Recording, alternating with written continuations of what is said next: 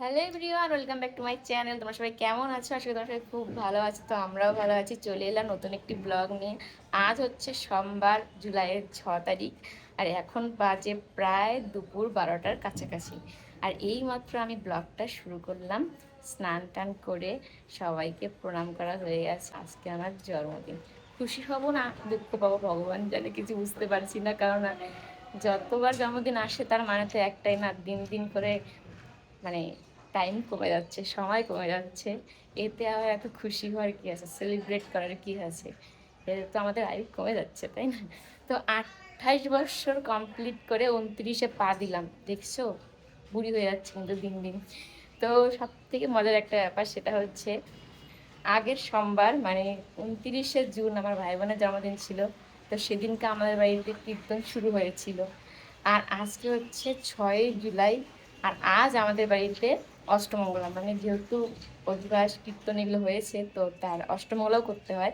তো সেটা আজকে পড়েছে। তো ভাই বোনের জন্মদিনের দিনও কীর্তন ছিল, আমার জন্মদিনের দিনও কিন্তু থাকবে। মানে আজকে ছোট্ট করে আয়োজন আছে। অষ্টমঙ্গলা মানে ভোগ দেবে, সন্ধ্যায় কীর্তন হবে, তারপরে খাওয়া দাওয়া। তো ওদিকে রান্নাবান্না চলছে, আর আমি মাত্র স্নান টান করে এলাম। আর এই কুর্তিটাও নতুন নিজেই কিনেছি, এটা পরে নিলাম। আর আমার জন্মদিন উপলক্ষে নিজেকে একটা ছোট্ট উপহার দিয়েছি, সেটা পরে সন্ধ্যায় পরবো। তো চলো আজকের ব্লগটা দেখতে থাকো। এই শাড়িটা নিয়েছি আমি আমার জন্য, জন্মদিনের ছোট্ট উপহার আমি নিজেকে দিয়েছি।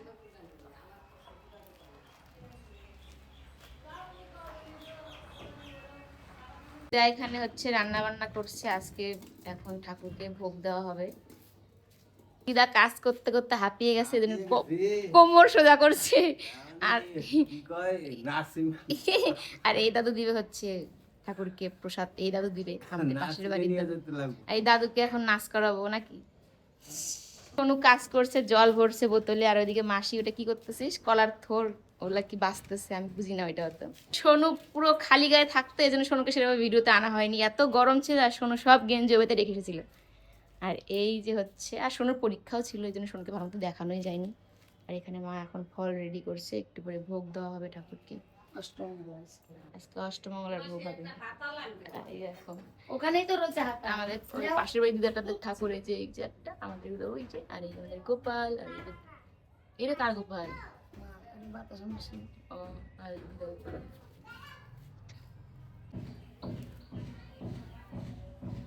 শ্যাম্পু করেছিলাম চুলটা, ভালো মতো আসছে নিলাম।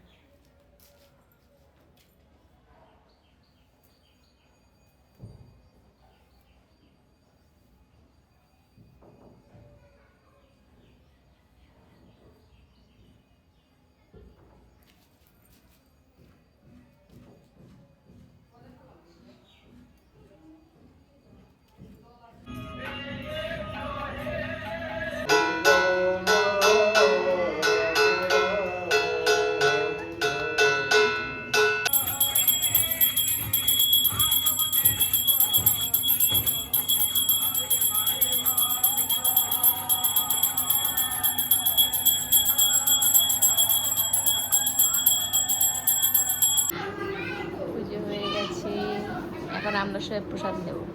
আমরা সবাই প্রসাদ নেব।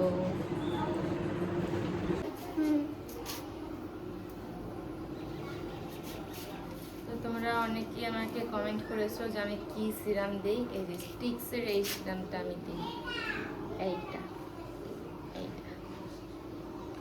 আরে আজকে আমি 1 সপ্তাহ পরে দিলাম, এই সিরামটাই দিই। মাথায় হেয়ার সিরাম টিরাম লাগিয়ে তারপরে আমি কিছু টাইম দোকানে বসেছিলাম, বাবা দিয়ে কাজকর্ম করছিল। আর যেই বসে একটু ব্লগটা করছিলাম, আমি অমনি দেখি আমাদের কারখানাঘরে দাদাগুলো জানলা দিয়ে আমাকে চুপচুপ করে দেখছে। আর এটা দেখে সত্যি এত রাগ উঠে যাচ্ছিলো, কি আর বলবো, লজ্জাও লাগছিল, রাগ উঠে যাচ্ছিলো। তারপর উপরে এসে দেখি এখানে ঠাকুরকে সেবা দিচ্ছে, তারপর একটু আমরাও হাতে হাতে কাজ করে দিলাম।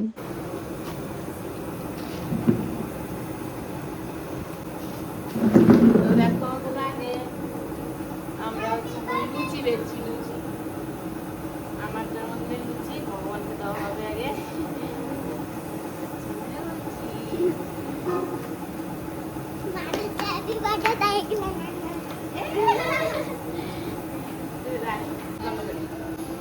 ভিডিও করতেছি।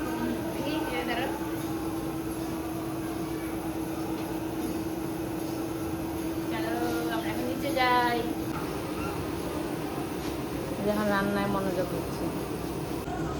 চলো নিচে দেখ, কীর্তন শুরু হয়ে গেছে।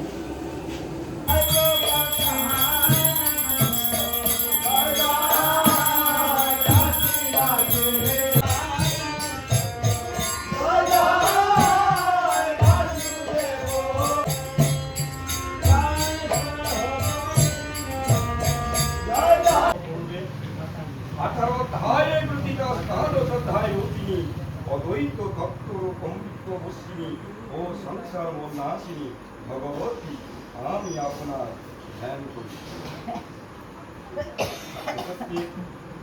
স্বয়ং কর্মকর্দ এবং দুর্যোধনের প্রবর্ত ছিল ভগবান শ্রীকৃষ্ণ।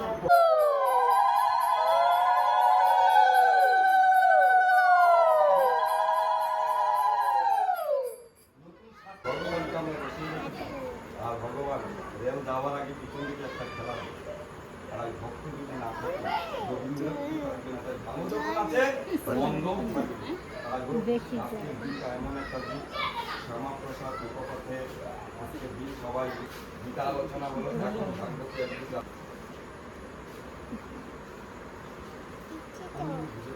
তুমি হাত দিয়ে দিচ্ছ কেন? আবার ওটা দেখতে দেওয়া যায়।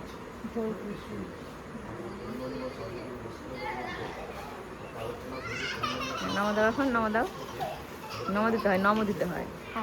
আচ্ছা ঠিক আছে, রেখে আসো।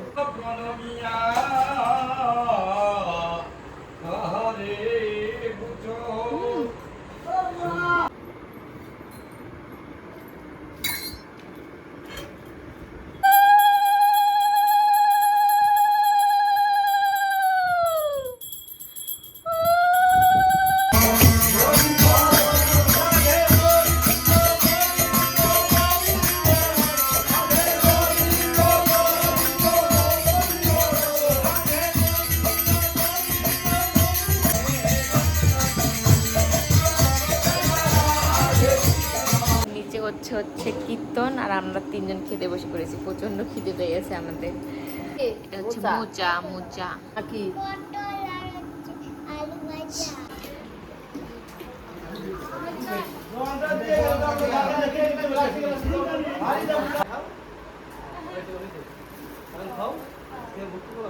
একজন ডাল না, একজন বাকি না।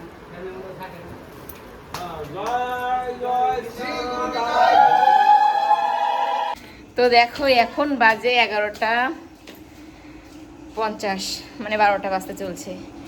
সবার খাওয়া দাওয়া কমপ্লিট, এখন ঘুমাবো। সকালে সোনুর স্কুল আছে, 12টা বাজতে 10 মিনিট বাকি। এখন ঘুমোতো, সোনুও জেগে আছে, ওকে ঘুম পাড়াবো, ঘুমাবো। তো চলো আজকের ব্লগটা এই পর্যন্ত রাখছি। তোমাদের কেমন লাগলো অবশ্যই কমেন্টে জানাবে। ভালো লাগলে একটা লাইক করবে, নতুন চ্যানেলটি সাবস্ক্রাইব, পাশে থেকে দেখা হচ্ছে নতুন একটি ব্লগে। সবাই ভালো থেকে সুস্থ করে টাটা, বাই, গুড নাইট।